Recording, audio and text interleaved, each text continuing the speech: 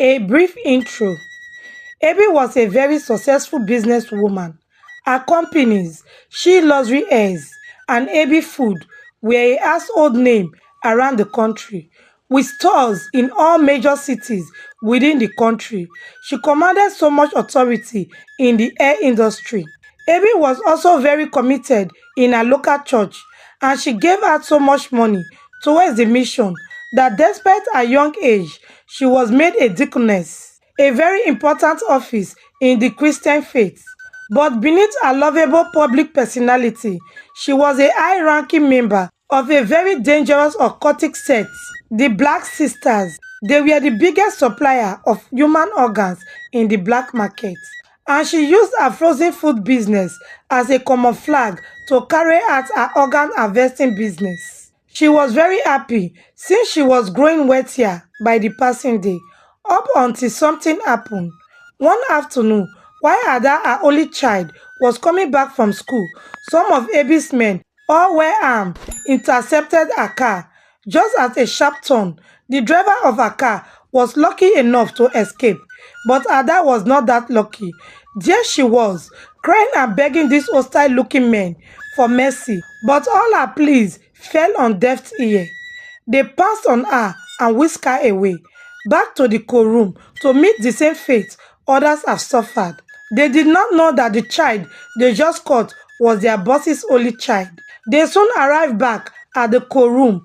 Abby had just stopped by to leave an instruction for her workers and see how things were going. She was just about leaving when she saw her men, who had just returned back from a raid, escorting one young girl through one of the back door at the extreme of the co-room.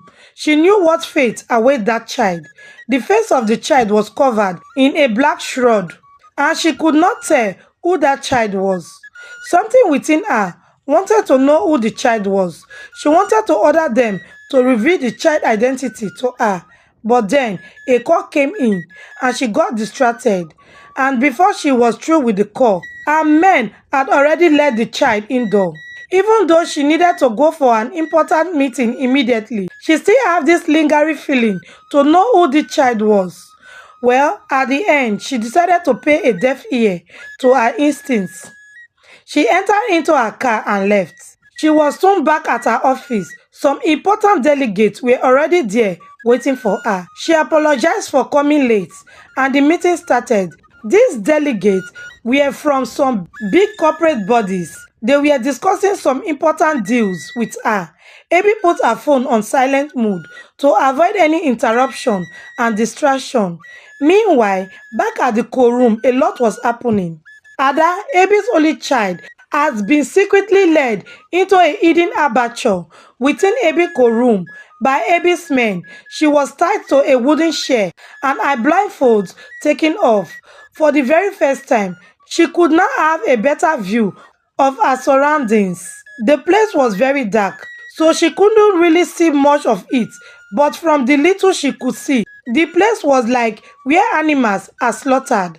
On a wooden table at the center of the room were some cutlasses and knives with deep cuts on the surface of the table and dry blood stains on the table, suggesting it has been used multiple times to slaughter animals. Ada looked beside her. She could see two other ladies, also bound with rope, seated on the ground. These ladies were much older than her. They were dressed in skimpy party wears and wearing bun straight hairs with jewelries on. These girls were looking very frightened and crying. These were the girls that had been kidnapped from a nightclub the previous night. Ada was confused and afraid. She was having this experience for the very first time, and she still could not make much sense of what was going on or why she had been taken there. At the other side of the room were some of Abby's men. They were smoking and drinking. They looked very relaxed and felt very much at home. After some time, the one who seems to be the leader of the gang ordered two of his men to bring one of the ladies beside Ada to him, and they obeyed. This young lady was completely stripped of her attires, and right in front of Ada and everyone in the room, the leader had his way with her, followed by the rest of the other men, who all took turns on her. After this, the leader took a long knife and unalived the lady. And his men started dismembering her and harvesting her vital organs. All this happened right in front of Ada. She was terrified and petrified. Words could not properly describe the raging emotion washing through her. Her eyes were wide and full of tears. She had just seen something very terrible. Her heart was beating so fast, she felt like it might jump out of her chest. She wanted to scream, but it was clear to her by now that such action would be met with an instant hostile reaction from these men who had no regard for human life. Besides, she was just too shocked to utter a single word, and right in front of Ada and the other lady, the girl was completely dismembered and her body sorted out into containers and bags as usual. After this, the leader of the gang ordered for the second lady beside Ada to be brought before him, and just as he did with the first lady, the girl was undressed, and he and his men started having their way with her. One of the men stood aside and started sharpening a knife. By this time, Ada was crying profusely. Everything became clear to her. It's now dawned on her that after they were through with this lady, that she would be the next. Meanwhile, it was already about 3 hours since Evie left the co-room for the office. She was really busy all through the day, attending to important clients and speaking with some team of journalists who she had granted interview with. But then, when she was less busy, she took up her phone, and to her surprise, someone has been trying to reach her multiple times, but she was not aware since she put her phone on silent mode. Over 100 missed calls were on her phone. Abby was very surprised and confused, wondering who needed to speak with her so desperately that they left so much missed call on her phone. Anyway, she dialed one of the number that called her. Someone picked up the call from the other end. It was a male voice. This person introduced himself to Abby as an inspector of police from one of the police stations within the city. He told her she must come to the police station immediately, that her daughter was in trouble, and that her daughter driver was at the police station with them as he speak. After which, he dropped the call. Abby was very frightened. She ran out of the office into her car and zoomed off to the police station that has been described to her. All the while, she was hoping and praying that her only child should be okay. Even though the police had refused to tell her in details what exactly was wrong with her child, she could tell from the tone that it was something really serious. After driving for some time, Abby finally arrived at the police station. Outside of the police station, a small crowd of people were already gathered. They were looking very worried and talking with each other in low tones. These were some of the people who witnessed the kidnap of Abby's child earlier that afternoon. When they sighted Abby, they stopped talking while avoiding her gaze. Abby could tell that the conversation they were having was about her. She searched their faces to find any clue as to what was going on, but she just could not find any answer. One of the women among those gathered burst into tears while cleaning her eyes with the edge of her wrapper. At this point, Abby could not bear it any longer. She dashed inside the police station to see things for herself. What happened? Where is my daughter? She demanded. She scanned everywhere frantically, but Ada was nowhere in sight. Her driver was seated behind the counter. He was visibly shaking and crying profusely. Abby rushed to him and grabbed him by the collar. Where is my child? What did you do with my child? She demanded in a desperate tone mixed with anger and shock while shaking him furiously. The police around tried to calm her down. Soon the DPO invited Abby and the driver to his office. It was there the news of Ada's kidnap was broken to her.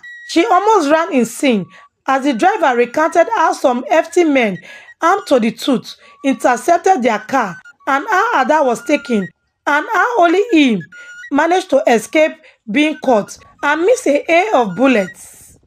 She burst into tears, all the while wondering why such misfortune has befallen her. But then, in the midst of all these tears, it dawned on her that her only child may have been taken by her own men. The description the driver has given to the police matched the ruggedness of her men. Besides, that afternoon, some of her men had brought a child about the age of her daughter to the co-room. She threw both hands on her head as hot tears flowed down her face. She knew just how brutal her men could be.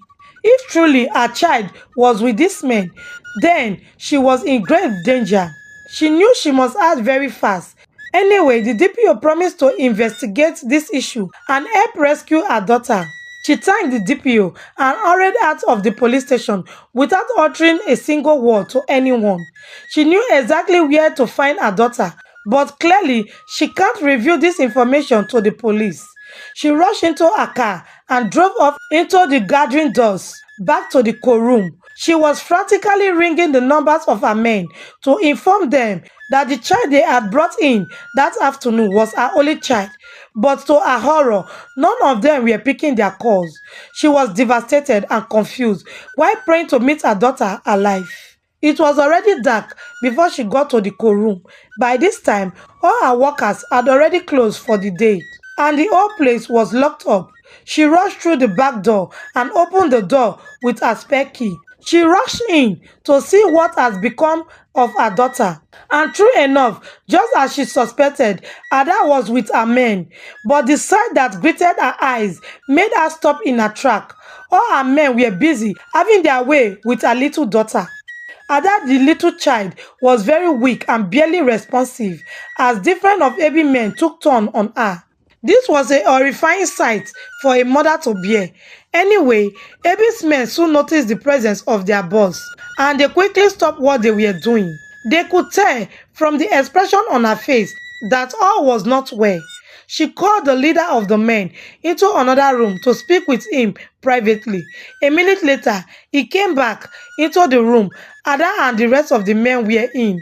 He was looking so terrified and afraid. He immediately ordered Ada to be dressed and blindfolded once more, and she was immediately whisked out of the co-room that night. They drove for some time, and they later dropped her at the gate of a hospital, and their car zoomed off into the night. The security man at the hospital who saw what just happened promptly alerted the hospital management, and Ada was immediately rushed into the emergency ward of the hospital to receive immediate treatment. By this time, Ada has lost consciousness due to the ordeal she just passed through. The hospital promptly informed the police of what occurred, and the police called Abby to identify if the child at the hospital was her missing daughter. Abby broke down in tears as she saw the condition her daughter was in. There were bruises all over her body, and she has still not gained consciousness yet. Abby cried crocodile tears while refusing to be comforted. "What is my offense? Why are my enemy fighting me?" she muttered while crying profusely. The news of Ada kidnap had spread like wildfire.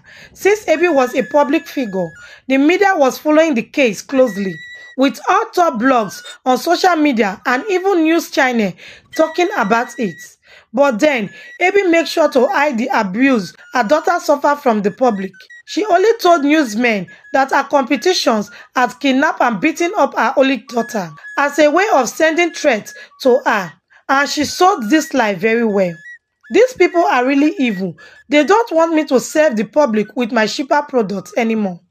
That is why they are targeting my family," she told the newsmen while wiping the tears from her eyes with a handkerchief. And this narrative quickly went viral. The public believed her and were on her side. They saw all the other companies selling her type of products as being evil and heartless cabal, and her competition felt the heat of this accusation. The public basically blacklisted all the other companies selling canned and frozen food, and they stopped buying from them altogether. And Abby was able to convince the senior doctor not to tell the police about the abuse her daughter had suffered in the hands of the men who adopted her. The reason she gave was that she don't want her family name to be tarnished, and the doctors agreed to help her. But what they did not know was that she was afraid that the police may get their hands on some forensic evidence to track her men with, and which may expose her. It has been 3 weeks since Ada's kidnap, and up until now, she was still in coma. And this got Abby very worried. But then, the doctors who had been running a series of tests on her and observing her critically 24/7 told Abby that there was still hope for Ada. She was showing gradual signs of improvement. Even though Abby was very worried because of her daughter's critical condition, something else was happening.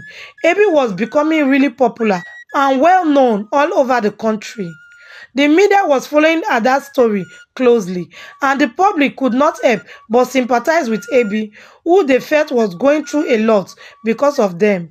And as a result, the sales of her canned and frozen food shoot through the roof. She was gaining so much visibility, and a lot of people were talking about her. And Abby actually capitalized on this newfound attention to promote herself even further. She granted several interviews to the media. In each of these interviews, she makes sure to accuse her competitions of the pains her family has been going through. And this interview made her even more popular, and the demand for her products started pouring in from different parts of the country. And this really made her happy. She knew this newfound visibility would help her expand her organ harvesting business even further. Anyway, after 4 weeks of intensive care at the hospital, Ada finally woke up. She had recovered from the coma. The news of her recovering invoked jubilation all over. Abby was particularly happy about her daughter recovering, but then something was giving Abby worries.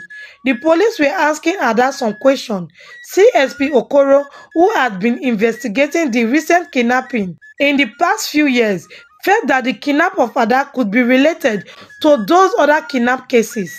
And if she could provide some information about the kidnappers, it would really help the police to track them down. And this really bothered Abby, but to her relief, Ada could not provide any meaningful information to the police.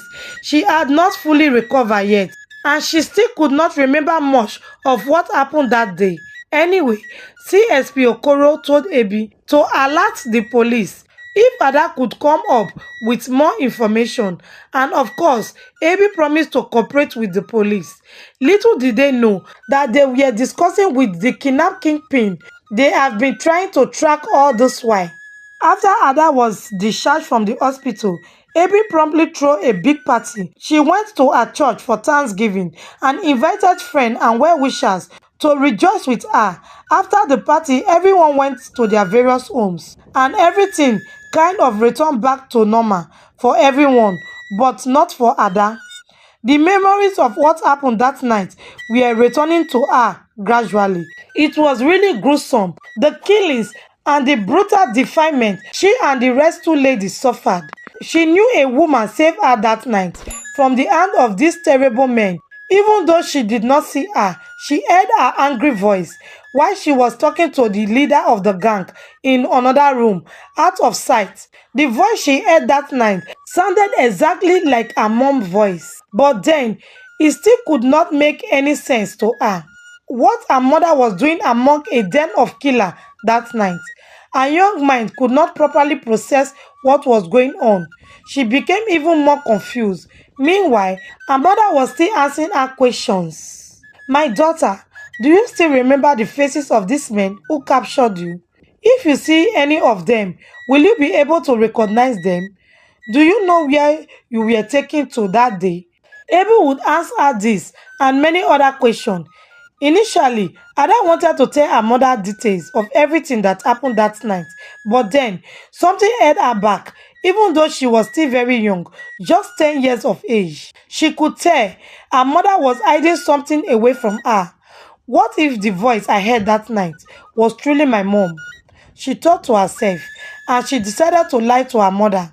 She told her she could not remember much of what happened that night, and this made Abby really happy. Her mind was at rest.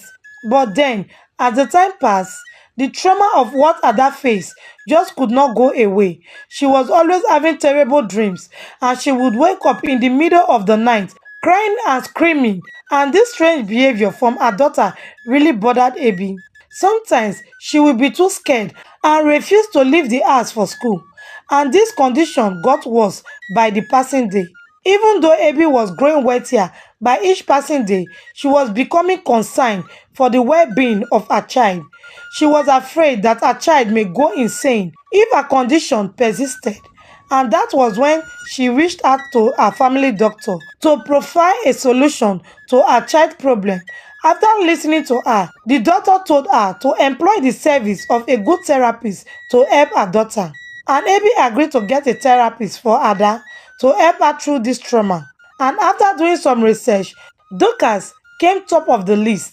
She was a successful therapist with so many successful cases. It was this woman Abby paid to help her child out of the trauma she was facing. Twice a week, Auntie Dorcas visited Ada to talk to her. Initially, Ada was hesitant and reserved, but with time, she came to like Dorcas so much. She was a very nice woman who seems to have a genuine love for her and care for her well-being. Ada became more relaxed around her, and she soon found out that the more she talked with Dorcas, the more her trauma was going away. She was having lesser nightmares, and the feeling of fear that always gripped her whenever she was around strangers was also going away, and she became really happy. Even Abby was happy at some of the positive results she was seeing. Dorcas was still seeing Ada once in a while. Dorcas would take Ada for a walk to visit a park nearby to appreciate nature. It was on one of these visits that Ada decided to open up to Dorcas completely. She told her everything that happened that night, and for the first time she disclosed to her that she had heard her mother's angry voice scolding the men who had adopted her. That voice sounded very much like my mother, but I'm not very sure of this. The last thing I remember was the voice of this woman ordering the men to set me free immediately. I later woke up to see myself in the hospital. She disclosed to Dorcas with a worried look on her face. Dorcas was taken aback by the revelation Ada just made. For a while, she was silent, and after some time, she finally replied to her, "My daughter, I am so sorry for this terrible experience you had to face. Let me tell you my own story," she started. "I was once married and had a son, but one night a group of young men, all armed to the tooth, broke into our house and took my husband and son. I was only spared because my husband was fast enough to hide me away in the ceiling, but my son could not join me before they broke in. It has been 5 years now, and up till today, no one know if they are dead or alive. So I understand the pain you felt when you saw these ladies' lives being taken right before your eyes. Just imagine the pain their family will be feeling. We must find a way to stop whoever was behind your kidnap so that more lives won't be lost," she told her, tapping her gently on the shoulder. Ada nodded softly.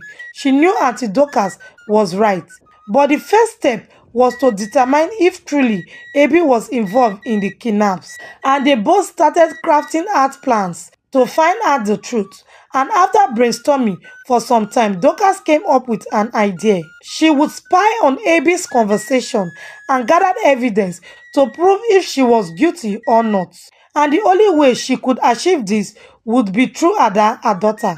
Dorcas promptly bought some recording device and secretly brought it along for her next meeting with Ada.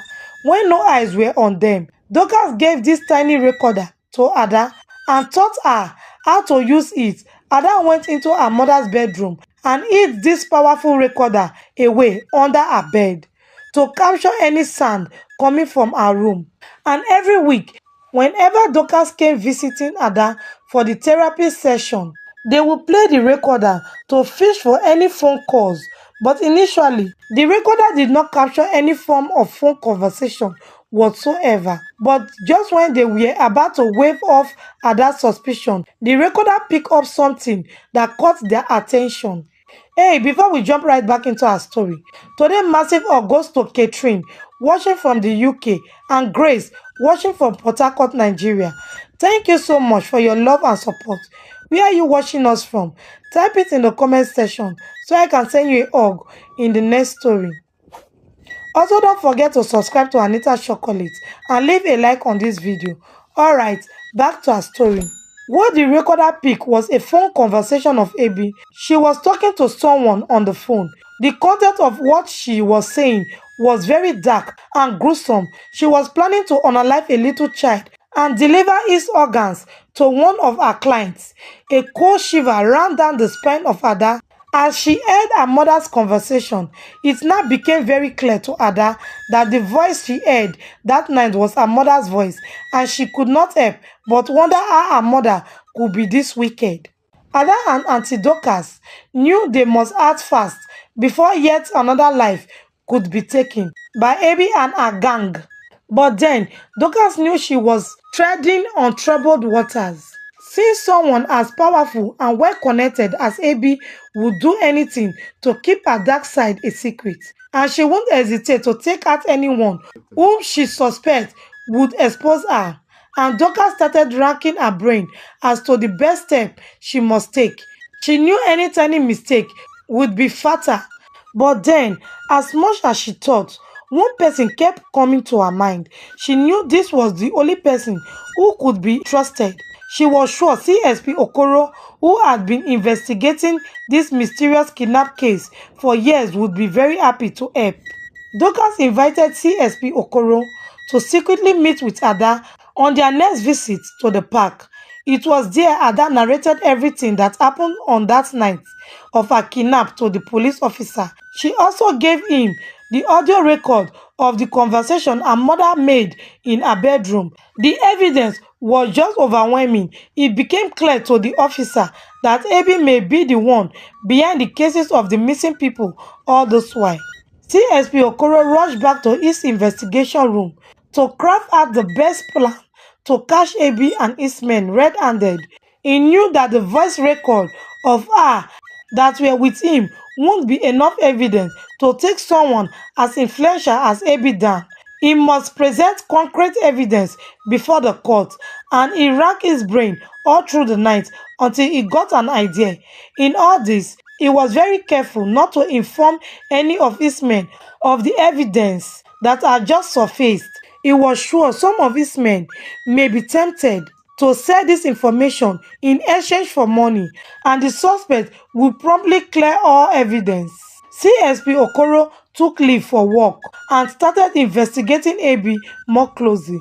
He secretly followed her around the city to understand her movements and her activities.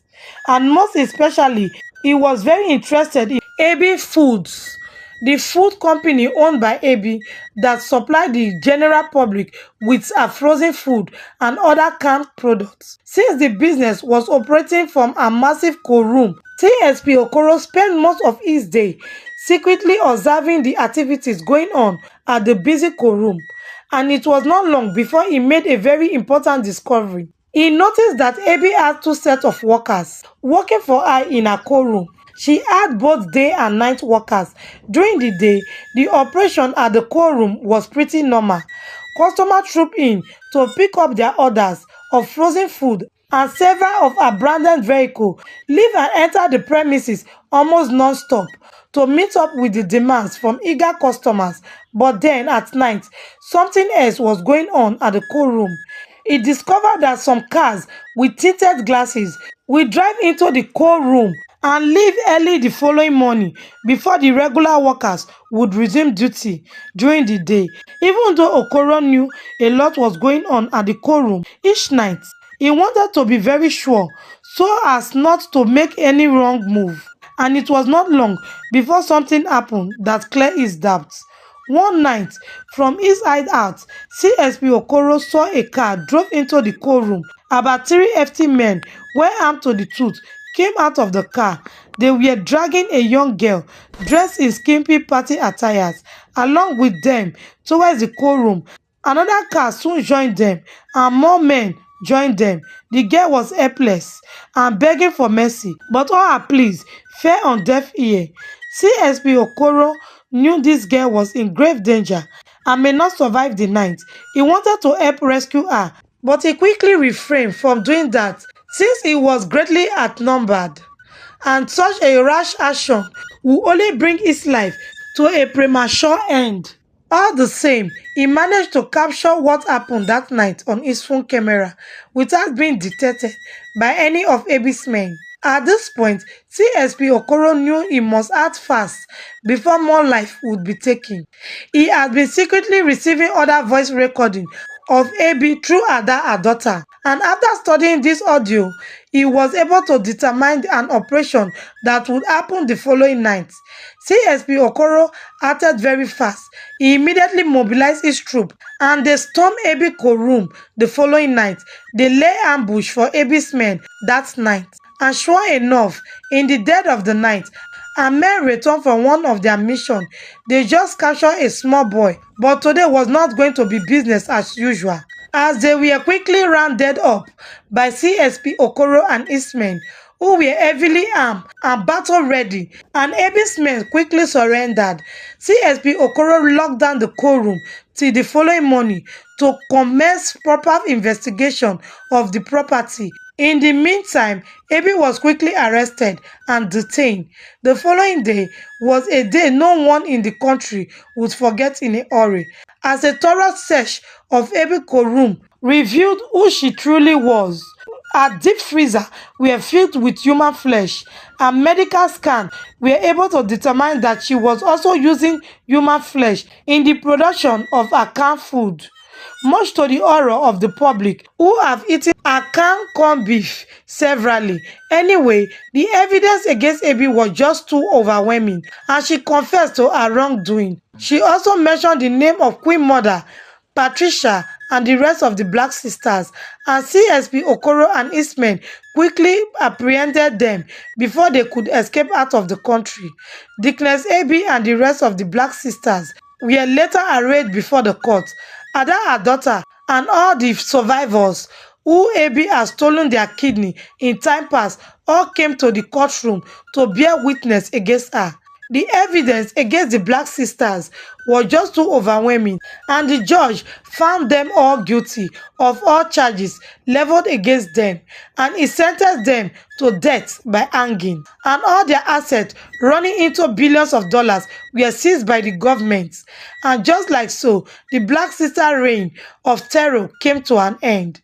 Dorcas later adopted Ada to be her daughter, and they both traveled out of the country to the United Kingdom to start their life afresh. So here bring this amazing story to a close. What did you learn from this story? Share it with us in the comment section. Thank you for watching today's episode from Anita Chocolate. Please don't forget to support my work by subscribing to this channel.